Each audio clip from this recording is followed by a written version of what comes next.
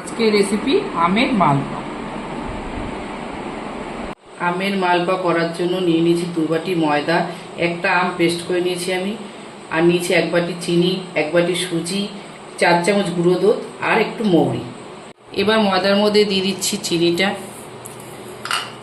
সুজি, গুঁড়ো দুধ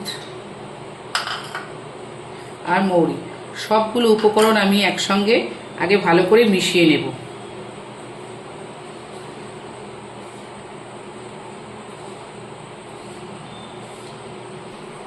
শুকনো উপকরণগুলো সব মেশানো হয়ে গেছে। এবার দিয়ে দিচ্ছি আমটা দিয়ে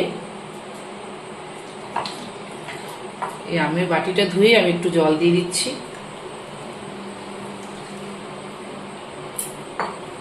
এবার এগুলোকে ভালো করে মেখে নেব।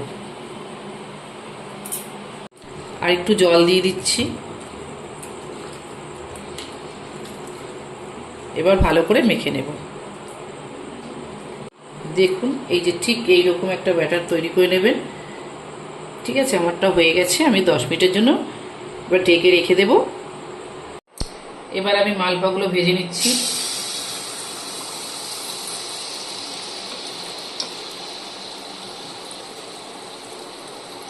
কি সুন্দর ফুলে উঠেছে দেখুন। এবার এই পাশটা উল্টে দেব।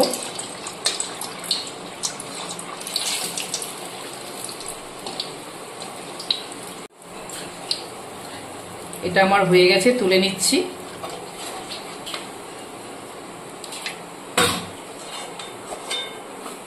আমার একটা মালপোয়া ভাজা হয়ে গেছে। আমি এইভাবেই সবগুলো ভেজে নেব। আর একটা দিয়ে দিচ্ছি। আমার আমের মালপোয়া রেডি। আপনারা এইভাবে বাড়িতে একদিন করে খেয়ে দেখবেন, খুব ভালো লাগে। ভালো লাগলে লাইক, কমেন্ট, শেয়ার করবেন।